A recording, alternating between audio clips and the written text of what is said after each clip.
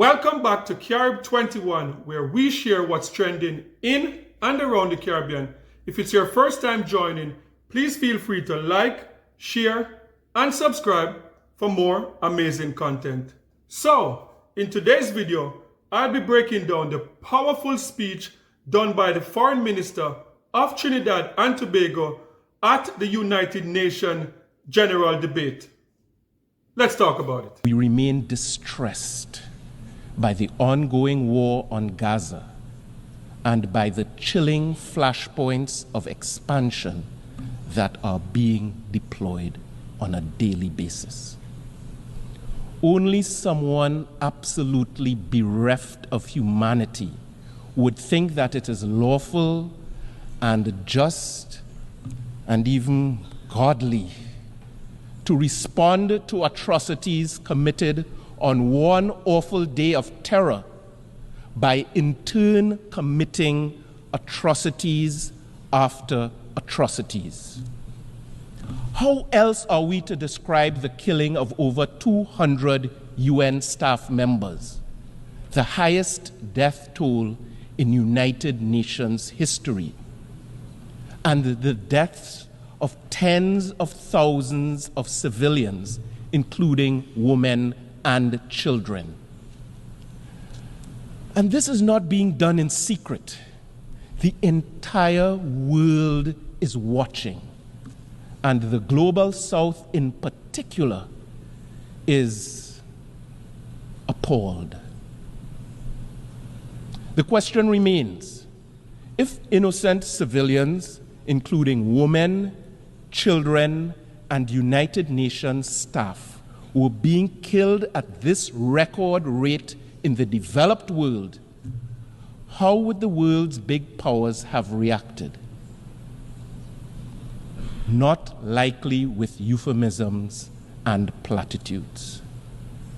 So earlier this week, I did a video on Jamaica's foreign minister presentation at the United Nations General Debate.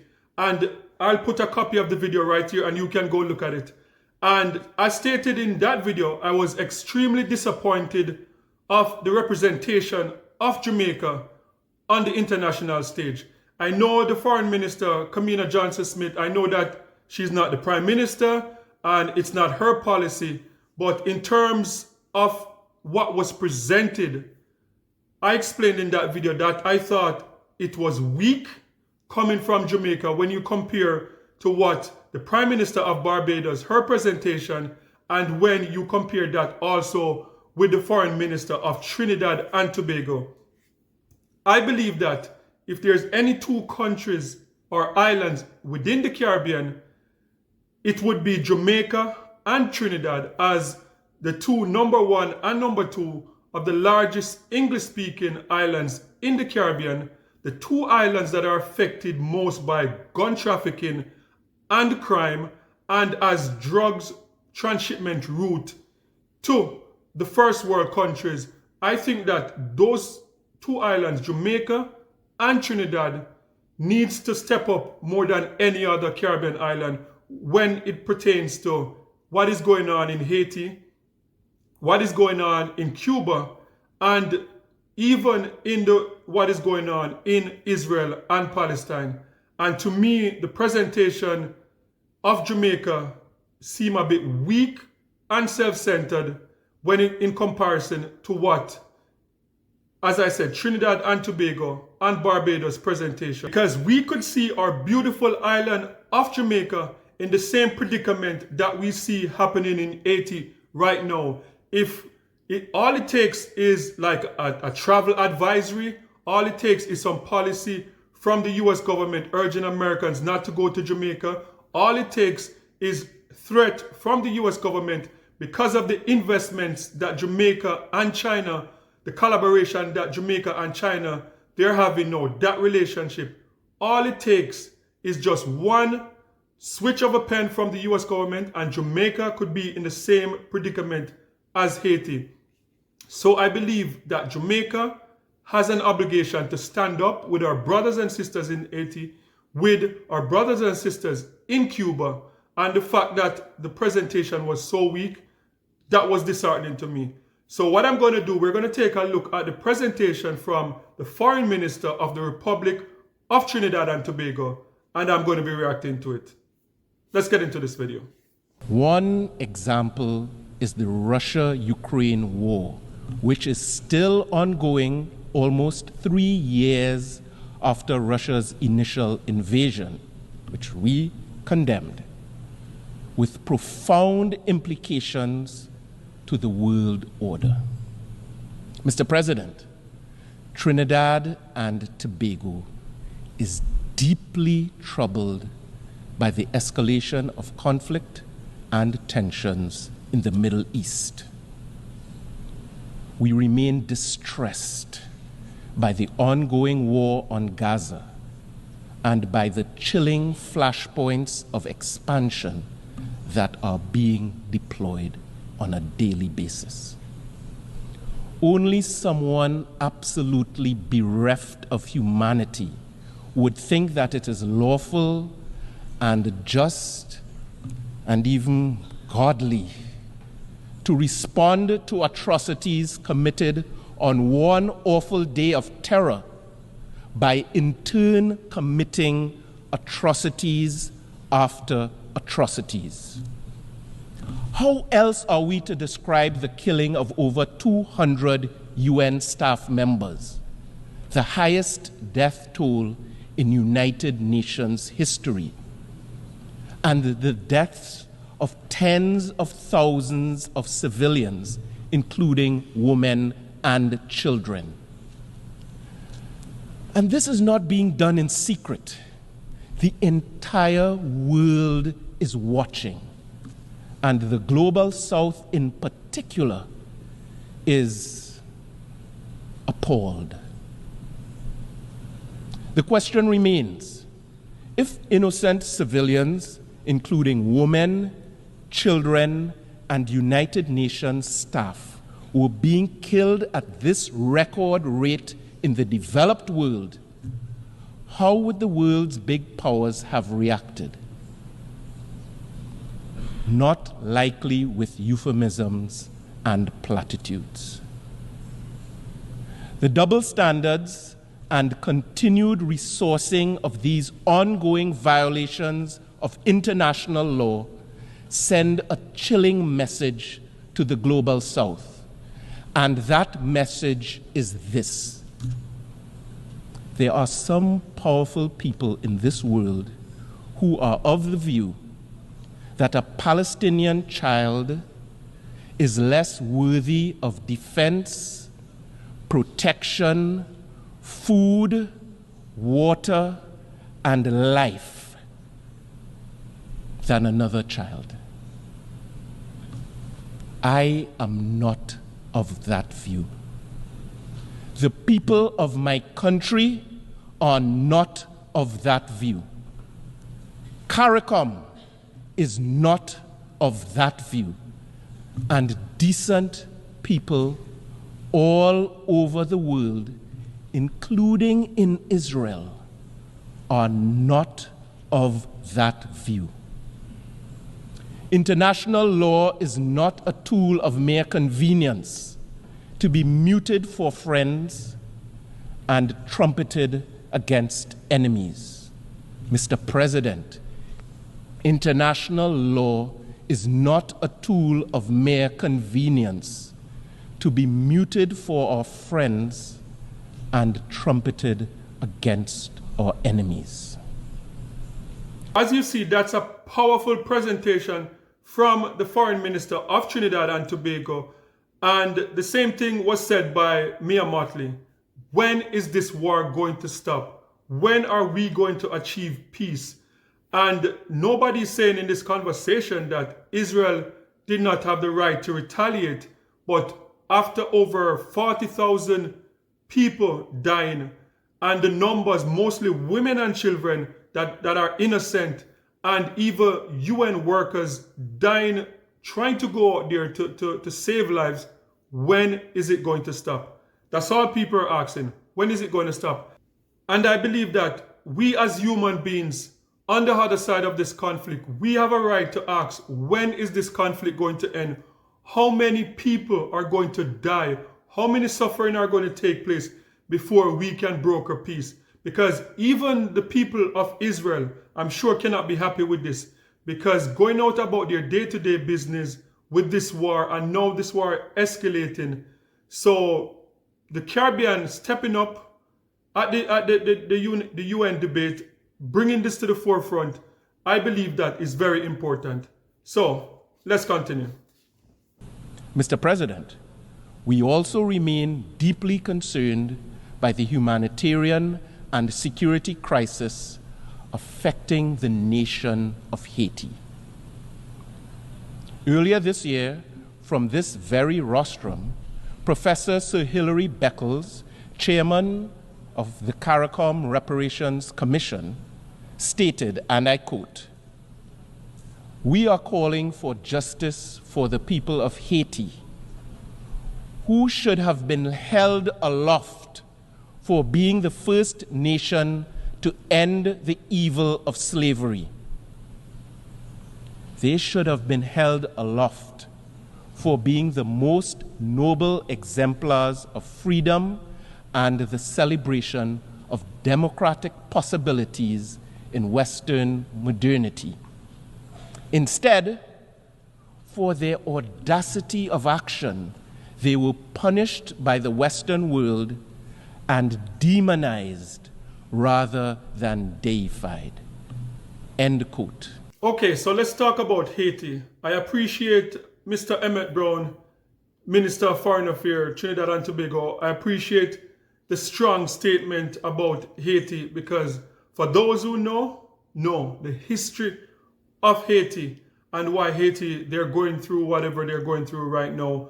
And for the international community, for the world's superpower to stand aside and either contribute to what is going on or to just stand aside silent and watch whatever is going on in Haiti.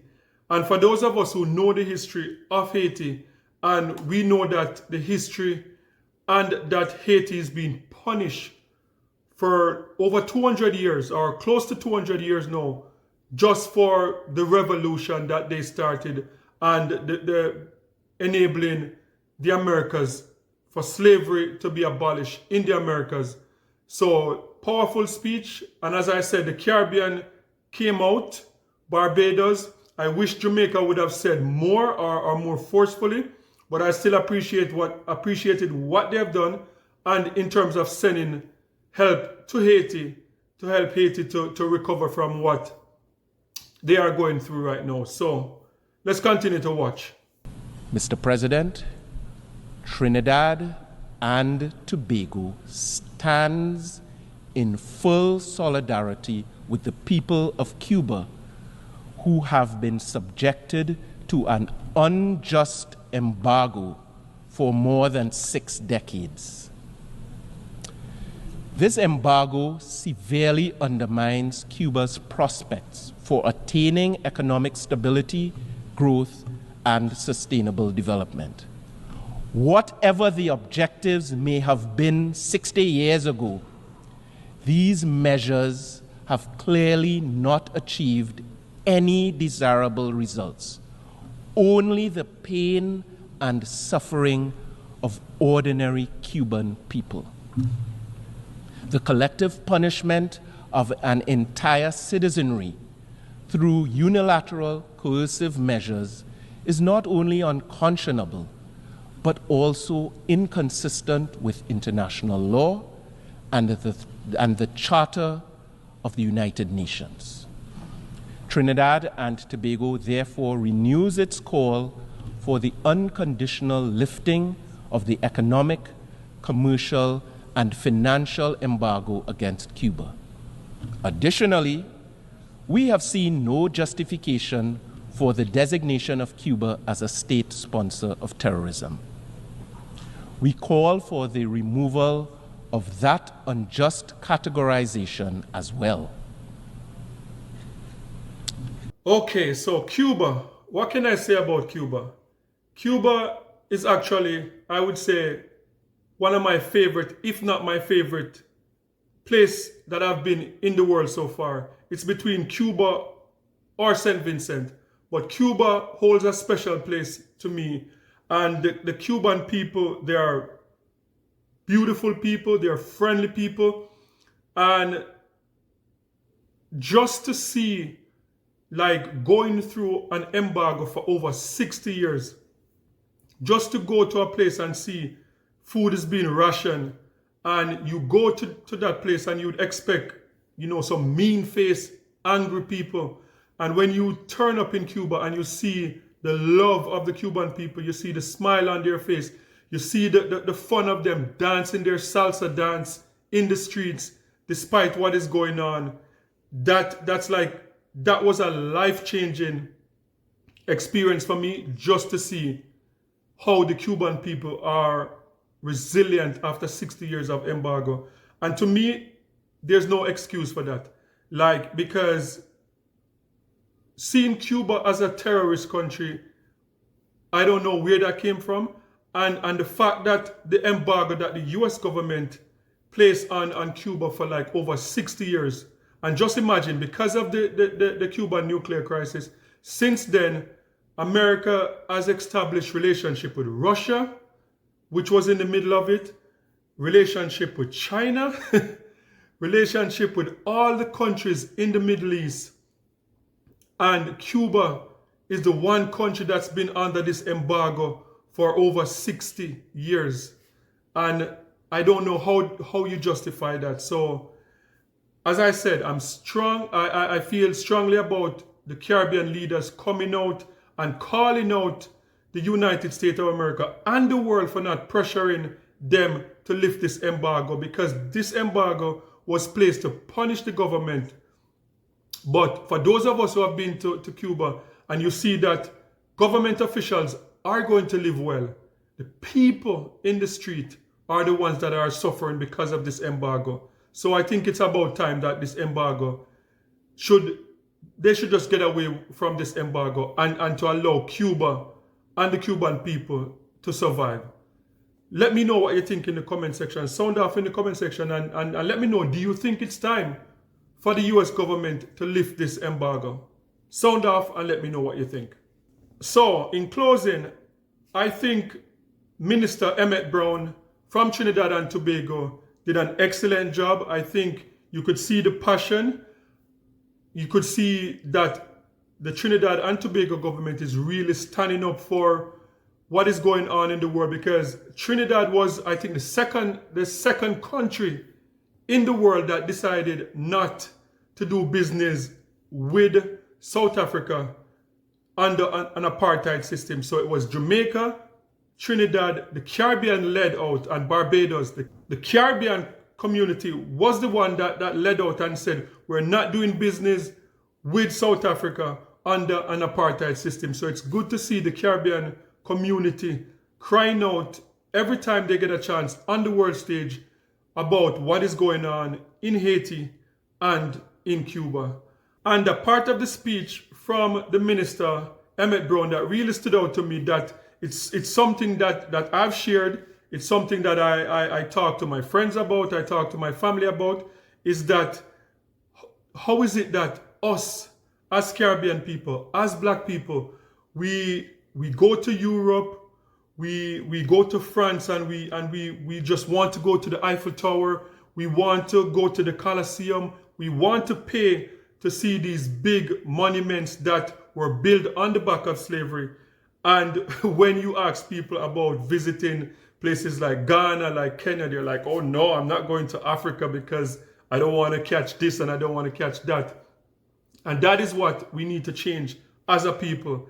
And because of social media, I see the change on the horizon. I see more people from the Caribbean. I see more people from the African diaspora trying to go to Africa and to spend their dollars in Africa and not in some of these countries that colonize our foreparents.